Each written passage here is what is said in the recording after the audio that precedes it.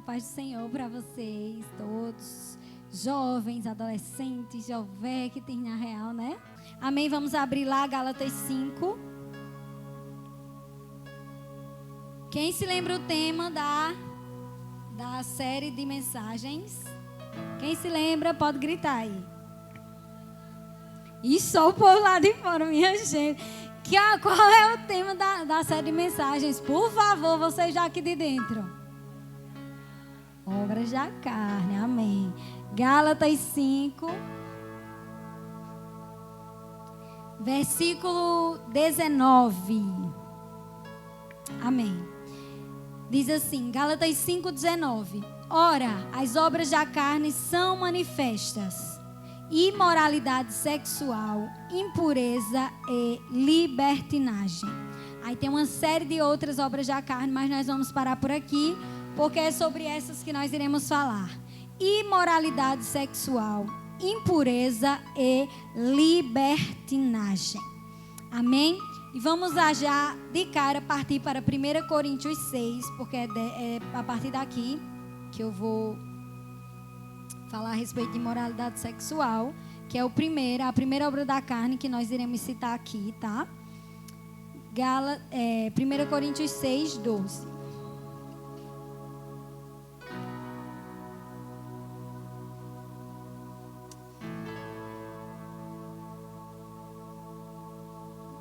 Me perdoem, vamos ler primeiro. Eu ia ler o 6, depois o 7, vou ler primeiro o 7, tá? Vamos ler 1 Coríntios 7, versículos 1 e 2. Já está bem embaixo, é fácil de vocês encontrarem. Vamos lá. Agora, em relação aos assuntos sobre os quais escrevestes, é bom que o homem se abstenha de relações sexuais com qualquer mulher. Versículo 2. Porém, por causa da imoralidade, cada homem tenha sua esposa e cada mulher seu marido. Para mim, esse versículo já é chave sobre imoralidade sexual. Por quê? Paulo vem dizer assim: por causa da imoralidade, cada homem tem a sua mulher e cada mulher tem o seu marido. Então, ou seja, esse versículo quer dizer que qualquer tipo de relação sexual que seja fora de um casamento entre um homem e uma mulher é imoralidade. Então, qualquer relacionamento sexual, qualquer relação sexual entre um homem, que não seja entre um homem e uma mulher, e que seja fora de um casamento, né, é imoralidade sexual. Entenderam? Então, vamos lá agora para os versículos anteriores. É bem em cima um pouquinho. Capítulo 6, do versículo 12 ao 20. Todas as coisas me são permitidas, mas nem todas são saudáveis. Tudo me é lícito realizar, mas eu não permitirei que nada me domine. Olha aqui, versículo 13. Os alimentos são para o estômago e o estômago para os alimentos. Deus, no entanto, destruirá tanto um quanto o outro. Mas o corpo não é para servir à imoralidade, e sim para o Senhor, e o Senhor para o corpo. Por seu poder, Deus ressuscitou o Senhor, e igualmente nos ressuscitará. Não sabeis que vossos corpos são membros de Cristo? Tomarei eu os membros de Cristo e os unirei a uma prostituta? De forma nenhuma. E aqui, quando esse trecho está dizendo, tomarei os membros de Cristo e unirei a uma prostituta, aqui tanto servem para homem como para mulher. Entregar o meu corpo, que são membros de Cristo, é isso que ele está dizendo, porque a palavra de Deus diz que quando eu recebo a Cristo, eu agora sou uma nova criatura nele, porque não mais vivo eu, mas Cristo vive em mim. E a vida que hoje eu vivo pela fé no Filho de Deus. Então, meus membros agora fazem parte do corpo de Cristo. Meus membros são o corpo de Cristo. Eu sou dele, ele é meu para sempre. Então, meus membros não podem se unir a uma prostituta. E do mesmo jeito, os membros da mulher não podem se unir a um homem também prostituto, que entrega sua vida aos prazeres, a relações sexuais fora do casamento, que a partir do momento que você estiver se entregando a ele a você, os dois vão estar cometendo imoralidade fora de um casamento, certo? Vamos continuar. Versículo 16. Ou não é do vosso conhecimento que quem se une a uma prostituta torna-se um corpo com ela? Portanto está escrito, os dois serão uma só carne.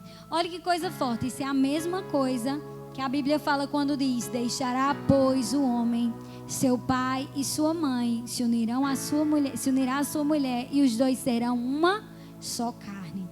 Paulo está dizendo aqui que quando você se une a uma outra pessoa, né? Uma pessoa que pega seu corpo e une a outra pessoa que é prostituta, ela está se fazendo um só com uma prostituta. Que coisa forte, querido. Alguém ali entrega ao pecado e você ali, como eu disse antes, né?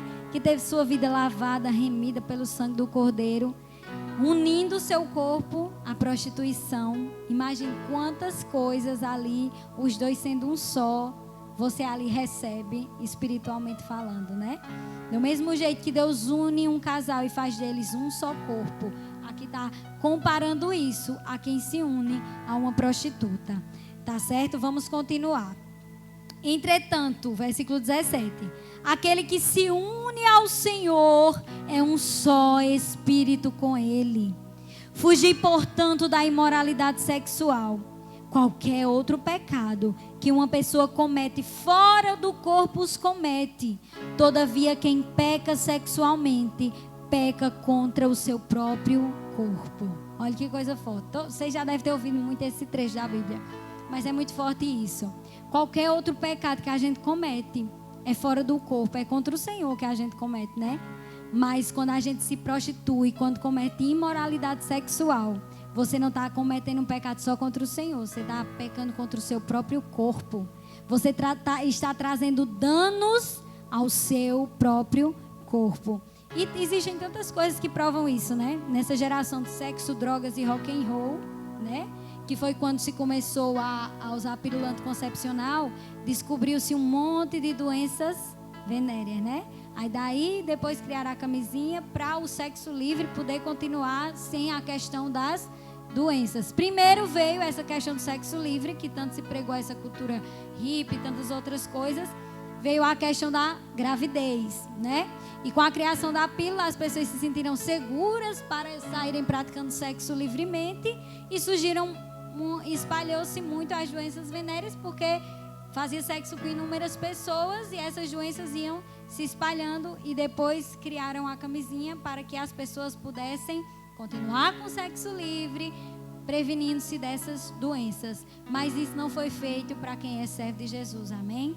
Servo de Jesus não se envolve com imoralidade sexual. A gente pode ser taxado de careta, antiquado, tá perdendo o lado bom da vida. Quem sabe o que é lado bom da vida, querido? Lado bom da vida é ser você entregando seu corpo a qualquer um, como se você fosse um objeto. Sabe aquela história do test drive? Quando eu digo que eu faço teste, eu preciso primeiro testar para ver. Se você disser isso, querido, você está comparando a pessoa a um produto. Você está fazendo dela igual a cultura consumista. Não, primeiro tenho que testar. Ou então assim, eu compro um celular hoje, né? Sim, enquanto estiver atendendo minhas expectativas, está ótimo. Começou a travar, começou a dar problema, não ficou ultrapassado já. A memória não cabe mais os aplicativos, nem assim, Francimar. Não posso mais nem receber foto no WhatsApp, porque não cabe mais. Não, mãe, eu preciso de outro. Ou então vou trabalhar para comprar outro, que esse não serve mais. Pessoas não podem ser comparadas a coisas. Você e eu temos valores inestimáveis. A Bíblia diz que o Senhor nos comprou por alto preço. Seu corpo não é mercadoria para ser vendido por aí. E eu não falo vendido por dinheiro só. Eu falo vendido é você se comparar a um objeto. Sabe? Eu uso alguém me usa e tá bom para os dois, tá maravilhoso e eu gostei daquela situação e abandono. Queridas, às vezes ficam feridas, fica um amor que surge daquela relação, né? Um não vai sentir nada, o outro vai ficar perdidamente apaixonado e vai ficar com o coração arrebentado, né? E quantas coisas surgem disso, esperanças, expectativas, e você vai ficando ferido, né? Eu tenho um livro que eu estava lendo, O Significado do Namoro, que ele cita aqui uma frasezinha lá que o nosso coração, quando a gente se relaciona muito, ele vai ficando cheio de de marquinhas. Eu me relaciono com um, me decepciono, me relaciono com outro, me decepciono, me relaciono com outro, me decepciono, com outro, me decepciono em outra área, decepciono em outra área, até uma hora que eu até me fecho para relacionamentos de tanto que eu já fui magoado por esse sendo tratado como mercadoria, também tratando o outro que hoje, né, antigamente tinha muito essa questão de os homens brincam com os sentimentos das mulheres, né? Hoje tem muita mulher que não está nem aí para o sentimento dos homens também. Né? Não tem mais isso. Mulher brinca com o sentimento de homem, homem brinca com o sentimento de mulher e fica esse movimento para lá e para cá. E não vai dar tempo para eu pregar a mensagem toda, mas ainda só estou na primeira parte. Glória a Deus, mas vou falar, amém? Tem tempo? Vamos lá. Então vamos continuar. Eu olho para o relógio e fico desesperada, meu Deus. Enfim, mas você, bote isso na sua cabeça, né? Vai namorar com alguém, que eu já dei até na aula sobre namoro, vai namorar com alguém, primeiro analise. É com essa pessoa que há uma expectativa de eu viver o resto da vida, vá em frente. Se não é, você já olha para a pessoa e vê que ela não é a pessoa que você quer se casar, querido, não leva adiante. Não mexa com o sentimento da pessoa se você não realmente tem interesse na vida dela.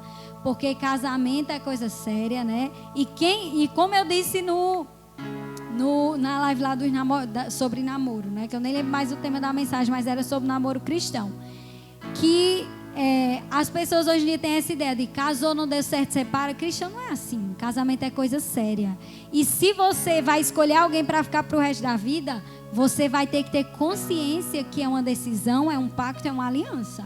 Você vai entrar naquele relacionamento para a vida toda. Então, desde o namoro, você tem que estar mais preocupado. A vida sexual no casamento vai ser importante? Sim. Mas ela vai ser fruto de um relacionamento de amor e não o contrário. Seu relacionamento num casamento não vai ser só baseado no sexo. E se a pessoa adoecer?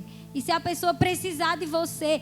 Querido, você vai ter que casar com alguém que se preocupe muito mais com quem você é do que com o seu corpo. Ou então só na química, né?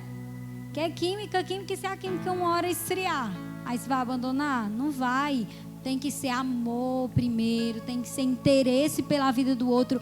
Eu amo e me interesso pela vida dela a ponto de querer passar o resto da minha vida com essa pessoa. E eu vou amar e tudo vai dar certo. E tudo vai fluir naturalmente na vida de vocês. E outra coisa, quer ter relações sexuais? Case-se. Não existe outra possibilidade segundo a palavra de Deus. Se é cristão, quer viver conforme a moralidade cristã, porque tem muito disso, né? A moral, quando a gente fala em imoralidade, moral é uma questão que as pessoas consideram, porque tem a questão de ética e moral, que eu não vou entrar nesse mérito, mas é um conjunto de coisas que formam o seu caráter e o que você considera moral ou imoral. Para o mundo, muita coisa que a gente considera imoralidade sexual, para eles é o mais amoral possível, ou moral até, né? É extremamente moral por aí uma pessoa não ser mais virgem antes de casar, se relacionar com o namorado. Tipo, hoje não tem mais nada a ver. Mas quem é cristão, sua moral tem que estar baseada onde? Na palavra. Minha moral tem que ser espelhada na palavra. O que eu acho certo, a conduta certa e a conduta errada não é pelo que o mundo diz. Não é pelo que eu acho, alguém acha, alguém pensa. Não. A minha moralidade é guiada pela Bíblia. E se a Bíblia diz que se relacionar antes do casamento é imoralidade sexual, eu vou continuar dizendo e pregando que é imoralidade sexual. Por mais que o mundo ache cafona, besta, o que for, é imoralidade sexual e vai trazer consequências para a sua vida. Então, vamos continuar, certo? Vamos lá para 1 Coríntios 10.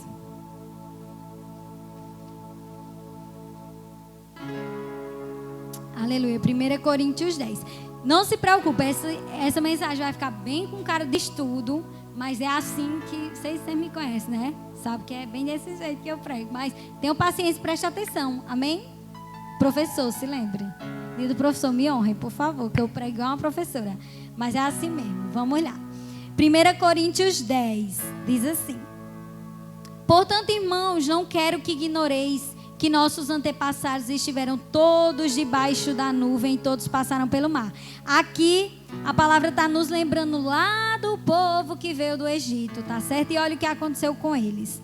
Em Moisés todos foram batizados na nuvem e no mar.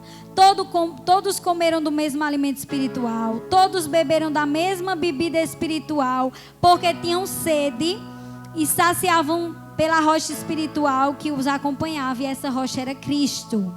Entretanto, Deus não se agradou da maioria deles, e por isso seus corpos ficaram espalhados pelo chão do deserto. Amém? Eu não quero ser essa geração que vai ficar com os corpos espalhados pelo meio do deserto. Nem vocês, amém? Amém. Todos nós estamos bebendo da mesma bebida espiritual, sim ou não? Todos estamos sendo alimentados com o mesmo alimento, sim ou não? Então vamos prestar atenção, amém? Esses fatos ocorreram como exemplo para nós, a fim de que não cobicemos o que é ruim, como eles fizeram. Olha aqui, não fique pensando, povo desobediente, povo murmurador. Olha o que a Bíblia está dizendo, a gente agora vive na graça, né? A gente vive mais debaixo da lei, não. A lei ficou para trás, agora eu vivo na graça, e nós vivemos na graça mesmo, mas vamos compreender essa preciosa graça. Não é graça que nos dá liberdade para pecar, não. É graça que nos capacita a nos livrar do pecado. Amém? A vencer o pecado. Amém? Vamos continuar. Esses fatos, versículo 6, ocorreram como exemplo para nós, a fim de que não cobicemos o que é ruim, como eles fizeram. Não vos tornei idólatras, pregação anterior, como alguns deles foram, conforme está escrito.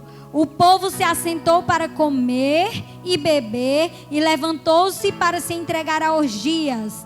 Não nos entreguemos à imoralidade, como alguns deles assim agiram. E num só dia morreram cerca de 23 mil. Versículo 9. Não devemos pôr à prova a paciência de Cristo, como alguns deles fizeram e por isso foram mortos pelas serpentes. Não vamos ficar brincando com Deus, não, queridos. Eu vou cometer esse pecado. Mas eu me perdoo, Deus é misericordioso, Ele me perdoa e eu volto. Deus, mas eu não estou conseguindo controlar os meus desejos, a minha carne, isso é muito mais forte que eu, Deus. Eu vou ali pegar só um pouquinho, eu tenho certeza que quando eu voltar, eu oro, peço perdão, o Senhor me perdoa. Não é assim que muitas vezes a gente pensa? É tentado, cede à tentação confiando na misericórdia. Não, mas Deus vai ter misericórdia. Não, mas Deus é bom, Ele vai me perdoar. Depois Ele vai me perdoar. E tem uns, queridos, que infelizmente estão nem aí não. Vive a vida como se não houvesse amanhã, como se Cristo fosse brincadeira, como se Deus eu estou lá, eu acredito, mas acho que Ele não vê não, né? Realmente deve ser aquilo que os ateus dizem, né? Ele não existe. Porque eu faço o que eu quero da minha vida e não estou nem aí para o que Deus pensa. Queridos, eu vi uma frase esse dia que mexeu muito, que eu achei muito interessante. Diz assim: eu sou ateu de qualquer Deus que eu não possa chamar de Pai. E eu achei isso muito forte, porque verdadeiramente o nosso Deus, Ele é o nosso Pai Celeste, amém? A Bíblia diz que Ele é o nosso Pai, que nós somos herdeiros com Cristo dessa paternidade de Deus. Então você tem um Pai que é Deus e Ele vê todas as coisas. E Ele não é um Pai que vai ali lhe impor o que você tem que fazer. Ele nos dá a instrução e Ele nos dá a chance de viver uma vida santa pela graça, amor e misericórdia, né? Ele nos capacita a viver essa vida em santidade, mas Ele não nos obriga, Ele não nos puxa assim de vá lá e faça o que é certo. Ele nos instrui a fazer o que é certo como um Pai de verdade. E cabe a nós seguir ou não os conselhos de Deus e as ordenanças e os propósitos que Ele tem para nós. Mas a verdade é que muitos crentes vivem como verdadeiros ateus, né? Porque alguém que vive pecando voluntariamente, meu querido, eu não acredito que essa pessoa acredita que Deus existe e que Ele é o seu Pai. Amém?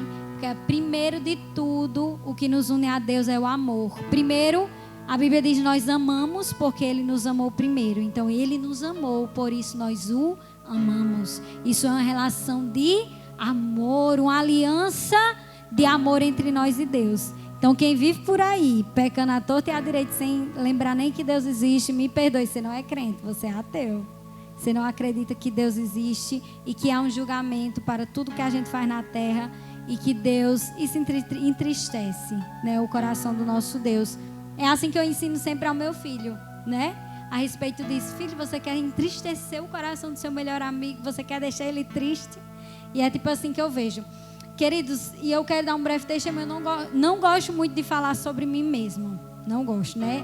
A Bíblia diz que Paulo dizia: eu não falo muito sobre mim mesmo para que vocês não pensem de mim, além do que vocês podem ver de mim, ou podem ver eu fazendo, ou podem ouvir de mim. Mas eu vou dar esse testemunho que eu dei a Pauliane Francimar, não para a minha glória, porque, como eu disse, eu por mim não poderia fazer nada. Se a gente vence o pecado, a gente vence pela graça de Deus que nos capacita. Então é tudo Ele, a gente é tudo ruim e não consegue fazer o que é bom, mas Ele em nós nos capacita a fazer o que é certo. Se não der tempo eu pregar tudo, amém, não tem problema não. É o seguinte, eu passei por uma situação essa semana, precisando muito realizar vendas na minha loja, né? Todo mundo sabe que eu tenho uma lojinha. E apareceu uma proposta de algo e eu fiz lá alguma coisa que deu errado e tal. E eu recebi uma mensagem assim: eu estou precisando de mim, eu estou precisando de mim. Ou você está precisando de mim, eu preciso de você. E eu preciso que você minta. Você vai dizer desse jeito, daquele jeito.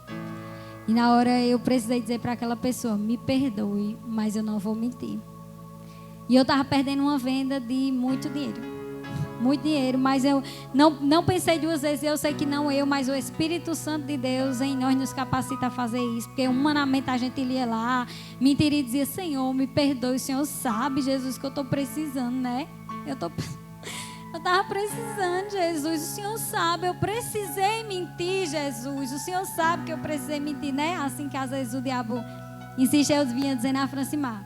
O diabo, quando ele insiste, traz as propostas para nós, nunca vem uma coisinha besta, um trocinho de 10 reais, né? Um trocinho de 20 reais, eu vou mentir por causa de uma vendinha de 20 reais, né?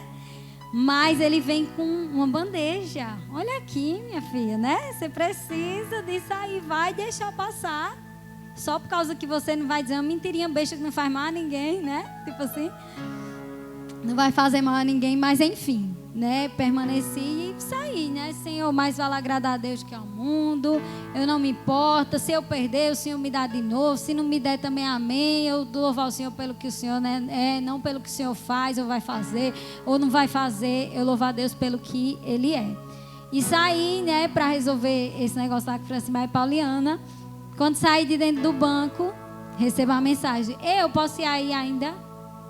Aí eu: Francimar, tá vendo como Deus é? Mas poderia acontecer que a pessoa nunca mais voltasse, você está entendendo? Podia acontecer. Deus permitiu que ela voltasse, mas ela podia nunca mais voltar e eu ia estar nem aí se ela voltava, se não voltava. Deus supre em nós todas as nossas necessidades e basta a gente colocar diante de Deus. E o pecado nunca vai ser solução para nada. E eu digo isso porque quando a gente fala em pecado, a gente mensura. Eu estou falando sobre imoralidade sexual e às vezes parece que mentira não é pecado, parece só é pecado quem se prostitui. Não, mas eu tenho uma vida santa, né? Eu cuido do meu corpo, eu não me envolvo com prostituição. Mas às vezes a gente está pecando em outras coisas. Não existe mensuração do pecado. Todo pecado é pecado. Então vamos nos livrar do pecado. Amém? E glória a Jesus, porque Ele me deu forças para vencer mais uma vez. E glória a Jesus por tudo. Amém? Vamos prosseguindo. Vamos ler agora Salmos 119, 9.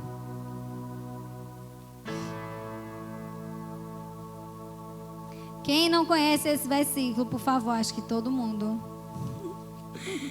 Salmos 119, versículo 9.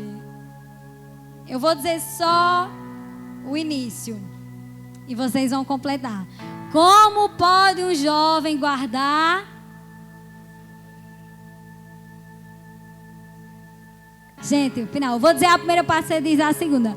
Como pode um jovem conservar puro o seu caminho? Eu vou dizer de uma vez para todo mundo aprender, quem não sabe.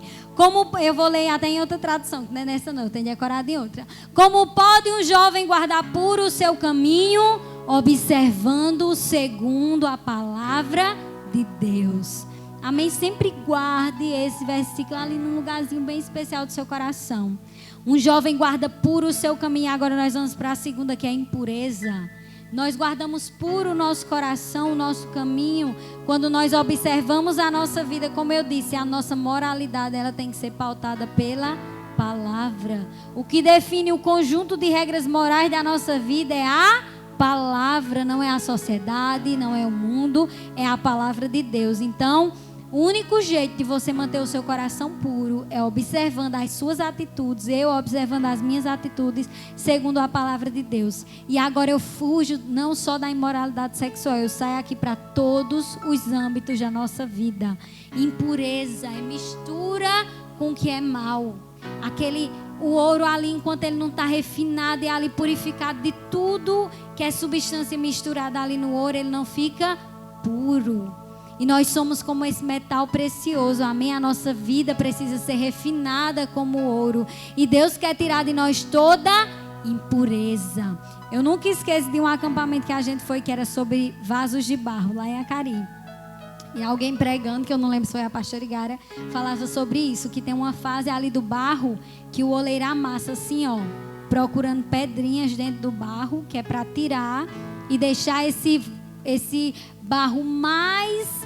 Você participou, Ângela, desse acampamento, se lembra? Não, né? Ai, meu Deus, eu tô ficando velha. Foi pastor Igara, você se lembra? Então eu tava ficando velho junto comigo, aleluia. E tirava as pedrinhas ali para que aquele barro fosse ficando o mais lisinho possível. E é assim que o oleiro faz em nós, amém? O trabalho, o aperfeiçoamento do Senhor em nós é isso. Ele vai nos purificando a cada dia. Basta que a gente se relacione com Ele de verdade. Busque ao Senhor de verdade. Eu não estou dizendo aqui que uma vida de pureza espiritual você vai conquistar de um dia para o outro. Até porque a Bíblia diz aqui que essa pureza é observar o nosso caminho de acordo com a palavra. Então talvez hoje você não resolveu tudo. E o diabo vai continuar nos tentando sempre. A gente vai ser tentado na nossa carne sempre. E a Bíblia diz que nós somos aperfeiçoados até o dia de Cristo, né?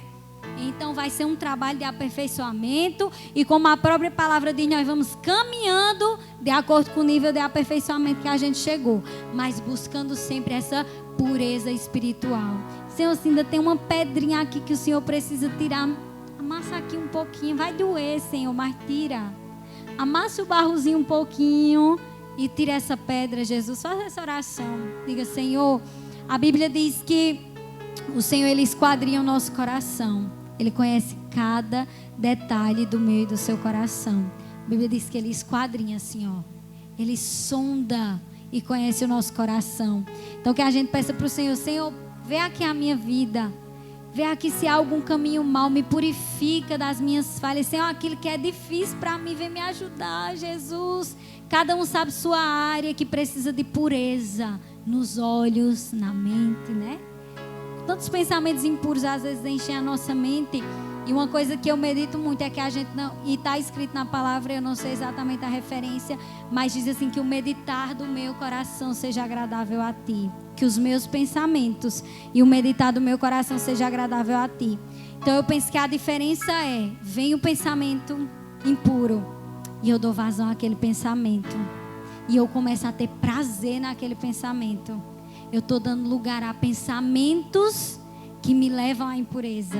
Mas a partir do momento que eu estou ligada com Deus e que eu percebo, Senhor, mantém puro o meu pensamento, que o meditar do meu coração seja agradável a ti. Na hora que vem um pensamento impuro, eu penso, Senhor, isso não é para mim. Me ajuda a vencer essa dificuldade. Eu não posso ter prazer nisso. Que o meu coração e a minha mente sejam puras diante de ti, amém? Santidade parece ser uma coisa inalcançável, não é. Sabe por quê? Caminharmos em santidade é nós termos uma vida de distanciamento do pecado. Então, quanto mais eu ando longe do pecado, mais santificado eu estou. E quanto mais amigo do pecado eu estou, mais distante de Jesus eu tô. Estão entendendo? E mais distante da santificação que só Ele me dá.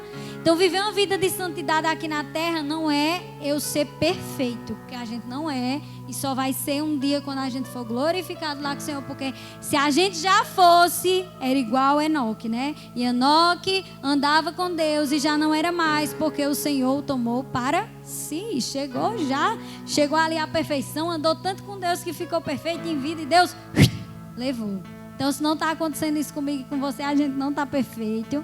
Estamos precisando ser aperfeiçoado na pureza, mas a gente vai buscando até o dia de Cristo. Como a palavra de Deus diz lá em Romanos, né? Quando Paulo dizia, há uma lei que opera em mim. O que eu quero fazer eu não faço. E o que eu não quero fazer, às vezes eu acabo fazendo. É assim, o pecado que opera em nossas vidas. Mas ele dizia assim, mas no meu interior eu tenho um prazer na lei do Senhor. Sabe o quê? Isso surgiu na nossa conversa também lá dentro do carro, eu, Pauliane e Francimar. Que andar em pecado é diferente de ser pecador, né? Eu preciso explicar isso para você, que tem muita gente que talvez não entenda isso. Lá em Salmos 32, Davi dizia assim, bem-aventurado o homem em quem o Senhor não imputa culpa.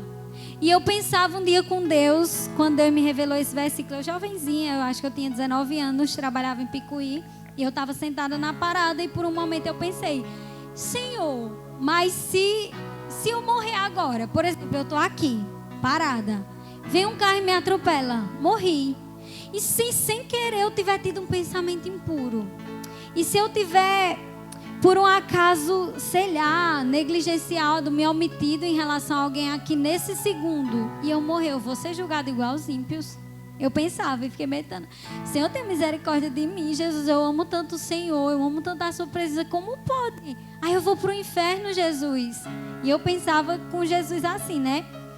E eu fui abrir a minha Bíblia. E o trecho que eu abri foi esse, Salmos 32. E que ele dizia isso. E Deus me fez entender essa diferença. Se eu tiver prazer em Deus, se eu buscar essa santificação, e o pecado de alguma forma foi submetida ali a mim de uma maneira involuntária, Deus perdoa os meus pecados. Ele é poderoso para me lavar dessas iniquidades. Mas a partir do momento que vem a tentação, vem o pecado, e eu peco voluntariamente, eu escolhi pecar, não foi algo que veio na minha mente e eu, Senhor, tenha misericórdia. Que a gente é pecador, irmão, vamos ser sinceros, né? Às vezes a gente, sem querer, às vezes a gente diz uma mentira sem perceber. Alguém já aconteceu isso? Que você diz, aí você pensa, meu Deus, mas não foi desse jeito, eu menti sem querer, Senhor, me perdoa. Mas Deus sabe, você não, às vezes você pecou e nem percebeu que pecou, vocês estão me entendendo? A gente não deixa de ser pecador por isso, mas o nosso interior almeja obedecer a Deus e o Senhor nos perdoa, amém? É disso que eu estou falando nessa tarde. Não tenha prazer no pecado. Se você pecar porque você é pecador, de alguma forma a impureza chegou aí no seu coração, seu coração estiver cheio de arrependimento, o Senhor, a Bíblia diz que Ele é fiel e justo para nos perdoar. Aquele que confessa e deixa, né? Ele é fiel e justo para nos perdoar de todas as nossas iniquidades. Agora, não vamos ser pecadores voluntários. Tipo, eu estou vivendo no pecado achando que eu estou servindo a Cristo. Isso não é ser cristão. Amém? Eu sei que prostituição é pecado. Eu estou me relacionando com meu namorado dia após dia e continuo achando que está tudo bem comigo e com Deus. Querido, o Senhor, nossa vida com Deus e o pecado, eles não se combinam. Abrasamento, aquele negócio que eu vou ter aqui para imoralidade sexual, mas está tudo bem. É impureza também, certo? Abrasamento, que é o famoso sarro, né? Que muitos casais fazem isso, ficam se incitando. Algumas carícias que não cabem a tempo de namoro, tá certo? Tem carícias que você vai fazer no seu namorado, que você vai fazer na sua namorada, que podem incitar nela desejos que não são tempo de ser suscitados. Então tenha cuidado. Você, jovenzinho, jovenzinha, que por um acaso está vendo ali fotos sensuais e está se deixando levar por desejo, nossa, que homem lindo, e começa a desejar aquela pessoa. Ou o jovenzinho aí que fica olhando fotos sensuais de mulheres na internet e começa ali a despertar desejos nessa área da vida. Tem uns bem jovenzinhos aqui, mas eu preciso falar sobre isso. E você está alimentando aquilo dentro de você conserve a sua pureza, amém? Ore, peça a Deus, Senhor, sabe aquele trecho de Cantares, não desperte o amor até que chegue o tempo? É mais ou menos isso, não desperte essa área da sua vida até que chegue o tempo, amém? Não dê lugar ao diabo, a Bíblia diz... Ah, meu Deus, já disse versículo demais, mas vão recebendo. Submetei-vos, pois, a Deus, resisti o diabo e ele fugirá de vós, amém? Gente, vocês me perdoem, porque às vezes eu me acho metralhadora, eu vou blá, blá, blá, blá, blá, blá, blá, blá, blá, blá. Eu vou tentar falar, falar mais devagar, mas eu não consigo me controlar, amém? Vocês estão conseguindo absorver em nome de Jesus? Quem não conseguiu ficar no canal, por favor, você assista de novo. Aí você bota lá na velocidade. Volta uns, como é? Volta uns quantos? 0,75. Aí você consegue, amém? Vamos partindo daqui para o final. Libertinagem. Amém. Só vai dar tempo de ler um trechinho de libertinagem, mas não tem nada não. Vamos lá. 1 Coríntios 10...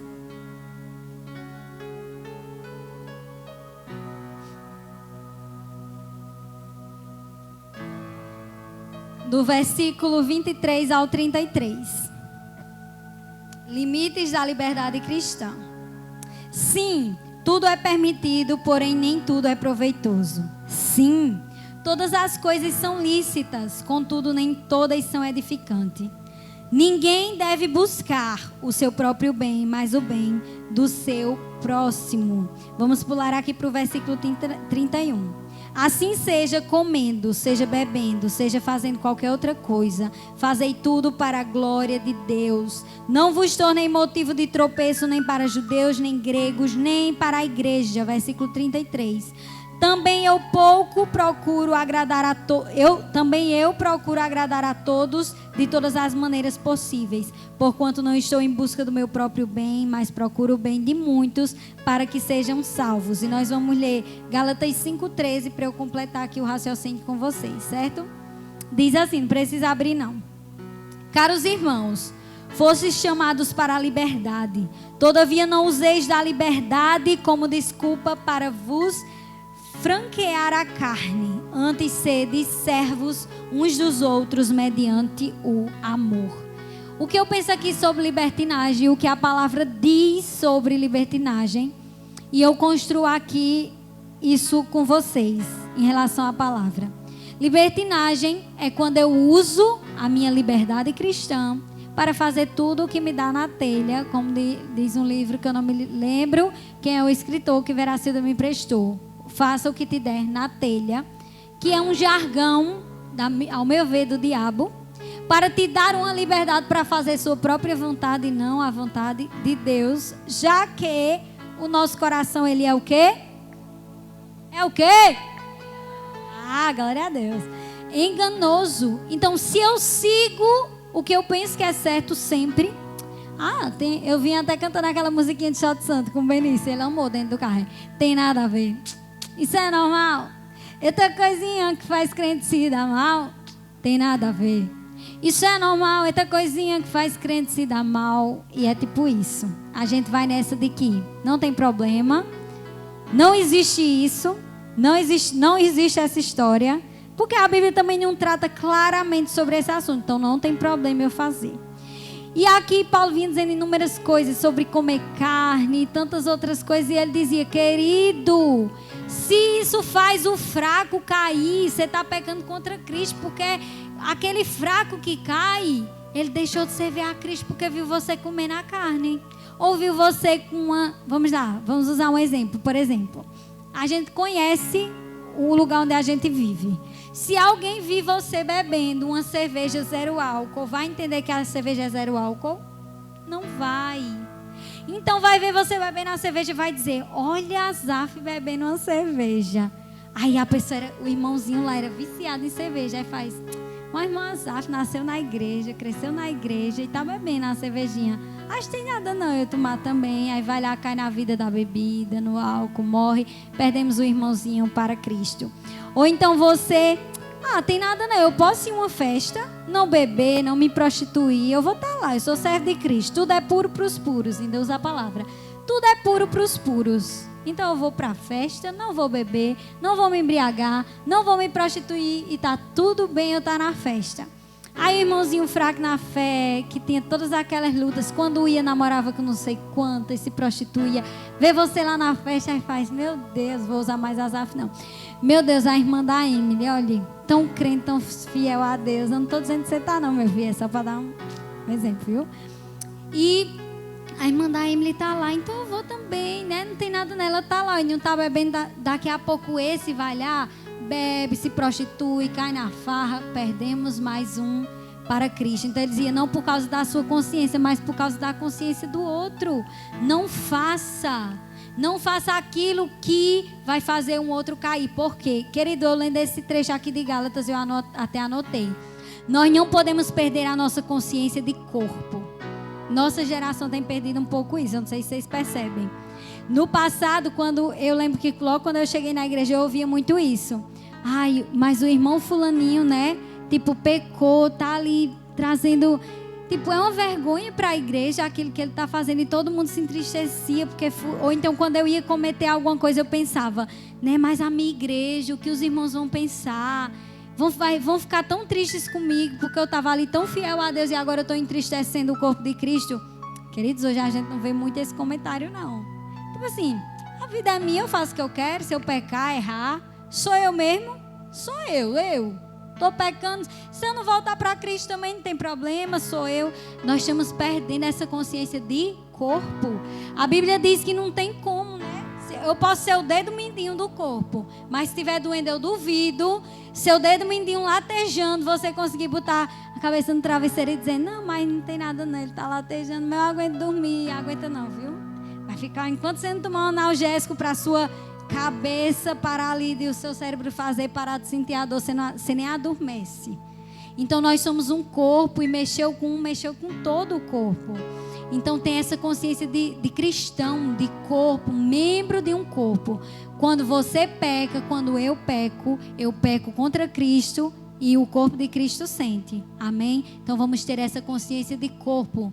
Nós não estamos sozinhos, nós somos membros de um corpo. Então antes de pecar, antes de fazer qualquer coisa, antes de se envolver no mundão e cair no pecado, pense em Cristo e pense também na sua igreja. Pense no trabalho que a sua igreja tem feito para propagar o reino de Deus e pense nas consequências que isso pode trazer. Por exemplo, na área de imoralidade, e eu estou terminando. Na área da imoralidade sexual, quando alguém se envolve sexualmente e engravida, por exemplo, vira um escândalo, né, na cidade. Todo mundo, aquela menina tão crente, tão fiel a Deus, aquele rapaz que se dizia tão fiel a Deus. E às vezes é tão difícil para um pastor, uma igreja que está pregando ali santidade, separação, entender aquilo e mostrar para as pessoas que o evangelho não é isso. Não é um monte de gente que não aceita ser transformado por Deus, não. É um monte de gente que quer transformação. Então, o que nós fazemos tem um impacto grande no corpo de Cristo. Então, não perca essa consciência de corpo. Antes de você fazer coisas... Pense no corpo de Cristo, pense. Eu não posso ser egoísta ao ponto de usar a minha liberdade para fazer o que eu quero e me esquecer que eu tenho uma família e me esquecer que eu tenho o nome de Jesus acima de tudo para zelar e tem algo sendo construído há anos que não pode ser destruído por um escândalo da minha parte. E a Bíblia diz, ai daquele porque vem os escândalos. Pense no duro que um servo de Deus, que você e eu, nós todos, temos dado para anunciar o evangelho nessa cidade. Aí por causa de um escândalo, o nome de Jesus é escarnecido. Cadê a transformação de vidas? Cadê a mudança, né? Que o evangelho tanto diz que faz, por causa do mau testemunho de alguém que não se submete à palavra. Então se você decide servir a Cristo, honre a Cristo com a sua vida. E eu honre a Cristo ainda que isso custe as nossas vidas, amém? Vamos pensar na igreja primitiva, que morria para não negar o nome de Jesus e às vezes com uma atitude nossa, nós negamos quem nós somos e envergonhamos o nome do Senhor, amém?